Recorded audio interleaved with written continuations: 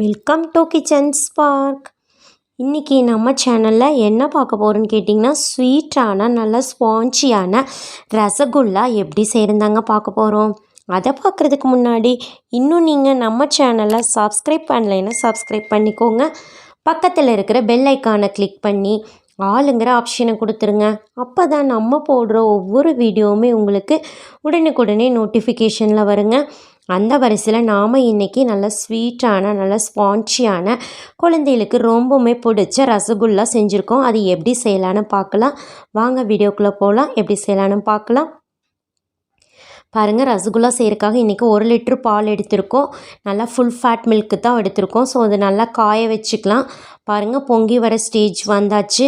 இப்போ பார்த்திங்கன்னா இதை நல்லா கரண்டி விட்டு கலக்கி விட்டுடலாம். ஏன்னு கேட்டிங்கன்னா இது ஃபுல் ஃபேட் மில்க்குங்கிறனால அடி பிடிச்சிக்கும் உங்களுக்கு.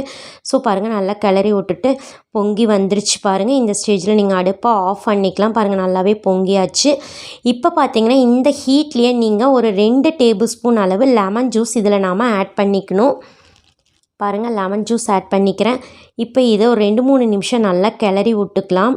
நல்லா கிளறவே பார்த்திங்கன்னா பால் நல்லா திரியறக்க ஆரம்பிச்சிடும் உங்களுக்கு. பாருங்கள், ஒரு 3 நிமிஷத்துலேயே இந்த மாதிரி ஆயிடுச்சு. இன்னொரு 5 நிமிஷம் விட்டிங்கன்னா நல்லா ஃபுல்லாகவே நல்லா திரண்டு வந்துடும் உங்களுக்கு. ஒரு 5 நிமிஷம் நம்ம இந்த மாதிரி கிளறி விட்டுக்கலாங்க. பாருங்கள், இப்போ ரெடி ஆயிடுச்சு. இப்போ பார்த்திங்கன்னா இந்த பன்னீர் தனியாக இந்த தண்ணி தனியாக நம்ம பிரித்து எடுக்கணும். ஸோ அதுக்காக பார்த்திங்கன்னா இந்த மாதிரி ஒரு ஒயிட் டவல் எடுத்திருக்கோம். இதில் பார்த்திங்கன்னா நம்ம ஃபுல்லாக எடுத்துட்டு நல்லா வடித்து எடுத்துக்கலாம். தண்ணியை பாருங்கள், எல்லாத்தையுமே எடுத்துக்கலாம். ஃபுல்லாக எடுத்தாச்சு. பாருங்கள், 1 லிட்ரு பாலுக்கு நம்மளுக்கு இவ்வளோதான் கிடச்சிருக்குது. இதை நல்லா வடிக்கணும், தண்ணியை வடிக்கணும். நல்லா புழிஞ்சிட்டு இன்னும் நீங்கள் இது மறுபடியும் ஒரு தடவை பார்த்திங்கன்னா தண்ணி ஊற்றி அலசிக்கலாங்க. ஏன்னு கேட்டிங்கன்னா அதில் நம்ம லெமன் ஜூஸ் புழிஞ்சு விட்ருக்கனால புளிப்பு தன்மை இருக்கும். பாருங்கள், இந்த மாதிரி தண்ணி ஊற்றி நல்லா அலசி விட்ருங்க. அலசிட்டு இப்போ வேணால் இருக்கிற தண்ணியெல்லாம் சுத்தமாக புழிஞ்சு எடுத்துடலாம். பாருங்கள், எந்த மாதிரின்னு பார்க்கலாம். பாருங்கள், இந்த மாதிரி நல்லா புழிஞ்சு எடுத்துட்டு ஒரு 10 மினிட்ஸ் பார்த்திங்கன்னா ஏதாவது ஹைட்டாக கட்டி வச்சிட்டிங்கன்னா இதில் இருக்கிற தண்ணி எல்லாம் வடிஞ்சு வந்துடும் உங்களுக்கு. பாருங்கள், நான் இந்த மாதிரி பவுல்லையே கட்டி வச்சுருக்கோம். ஒரு 10 மினிட்ஸ் வெயிட் பண்ணலாம். பாருங்கள், 10 மினிட்ஸ் ஆகிடுச்சு. இப்போ நம்மளுக்கு பாருங்கள் நல்லா ரெடி ஆகிடுச்சு. இப்போ இதை நல்லா நம்ம பிசையணுங்க. பாருங்கள், இந்த மாதிரி உதிரியாக இருக்குது. நல்லா பிசையணுமாவோ ஒரு 20-25 நிமிஷம் பிசையணுங்க. பிசைகிறதுல தான் இருக்குது நம்மளுக்கு ரசகுல்லா நல்லா ஸ்பாஞ்சியாக கிடைக்கும் உங்களுக்கு. ஸோ அதனால் பாருங்கள், இந்த மாதிரி நல்லா அமுத்தி பிசையணும். நீங்கள் ஒரு 20-25 நிமிஷமே நல்லா பிசைஞ்சு கொடுக்கணுங்க.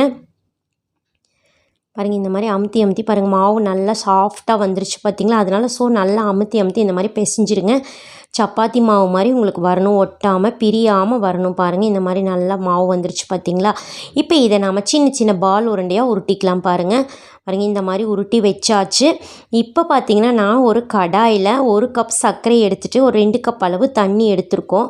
இதில் உங்களுக்கு பாகுபதமெல்லாம் அவசியம் இல்லை. ஸோ அதனால் நம்ம எடுத்து கொதிக்க வச்சுருக்கோம். இப்போ நாம் உருட்டி வச்சோம் இல்லைங்க அந்த பால் உருண்டை, அதை இதில் நம்ம போட்டுக்கலாம்.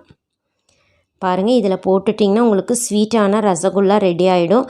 எல்லாத்தையும் நம்ம எடுத்து வச்சது எல்லாம் இதில் போட்டுக்கலாங்க. இதில் போட்டோன்னே உங்களுக்கு எடுத்து சாப்பிட்லாமா அப்படின்னா இல்லை, இது ஒரு 20-25 நிமிஷம் நல்லா வேக வைக்கணும்.